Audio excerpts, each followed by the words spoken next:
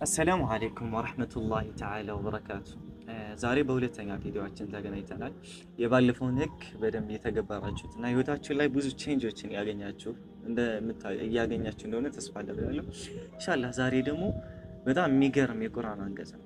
እዚህ ዓለም ላይ ማክሲመምሊ ከ10 ቢሊዮን 10 ቢሊዮን ህዝብ አለ። ከዛ ውስጥም ደግሞ የተለያየ ኑሮዎችን የምንኖር ነው።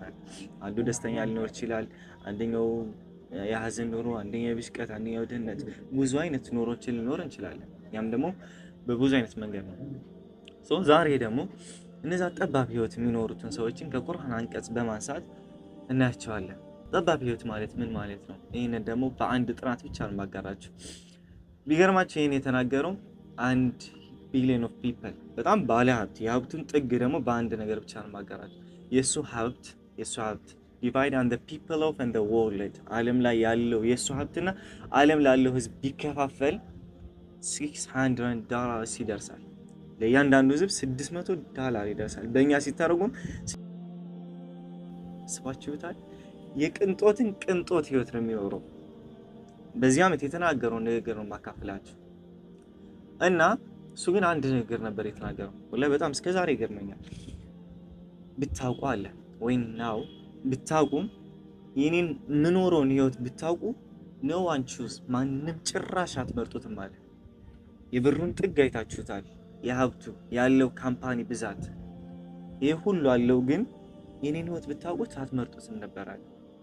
አላህ ደግሞ የነዚህን ይሄን ሁሉ ኑሮት ለምን እንደስተናገረ የሚለው ጥያቄ ወደ ራሳችን መምጣቱ አይቀርም። ይሄ ሁሉ ሀብት አለው፣ ግን ደስተኛ አይደለም። ለምን? እዚህ ጋር አላህ አንድ ህግን አስቀምጧል። እዚህ ምድር ላይ ለሚኖሩ ህዝቦች በሙሉ አንድ ህግ አስቀምጧል። ወመን አዕረض አን ዚክሪ ፈኢነ ለሁ መዒሸተን ضንካ። ከኔ ማስታወስን የራቁ ሰዎች ፈኢነ ለሁ ለሱ አለው የተገባች በቃ የተወሰነ ነገር ነው። መዒሸተን ضንካ ጠባብን ህይወት እናኖረዋለን። ጠባብ ማለት ምን ማለት ነው? የመኖር ምናምን እንኳ አይደለም። ሙሉ ነገር ተሟልቶለታል፣ ግን ውስጥ ሰላም የለም፣ ጭራሽ የለም። ያ ሰው በዚህ 2025 ጋር የተናገረው 25 ጋር ካሉ ቢሊዮን ኦፍ ፒፕል ነው የተናገረው፣ ግን ጠባብ ህይወት ነው ይኖራል። እና ይህን ነገር ደግሞ ወደ ራሳችን የምር ሰላማዊ ህይወትን መኖር የምንፈልገው የትኛውም ጋር ሲቹዌሽን ሊኖር ይችላል። ብር ላይ ኖር ይችላል፣ ገንዘብ ላይ ኖር ይችላል፣ ገዳፊ ላይ ኖር ይችላል። ግን ይችን ህግ ብቻ ወደ ራስ ካመጣት እመነኝ እንዳንተ ደስተኛ ህይወት የሚኖራል ብዬ አላስብም። አላህም ደግሞ እዛው ጋር መፍትሄውን ሲያስቀምጥ ምን አለ? እዛው ጋር አስቀጠልና በሌላ ሱራ ላይ አላ ቢዚክሪላህ አላህን በማስታወስ ተጥመኢኑል ቁሉብ ልቦች ይረጋጋሉ። ችግሩ እዚህ ጋር አለ፣ መፍትሄው እዚህ ጋር አለ። እኛ ደግሞ የሰዎች ልጆች ነን። ሰላማዊ ህይወትን ሁሉም ይፈልጋል፣ ሁሉም ይመኛል፣ ሁሉም ይፈልጋታል።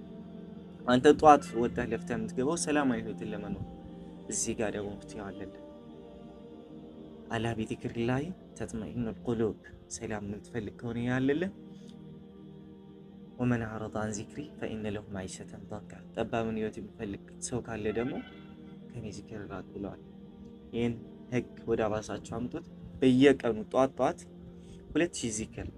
ይህን ደግሞ ፈርቁ ማየት ከፈለጋችሁ ጧት ላይ በትንሹ ማክሲመም 100 ዚክር ወይም ደግሞ አላህን በማስታወስ ቁርአን ለመቅራት ሊሆን ይችላል፣ በሌላም ሊሆን ይችላል።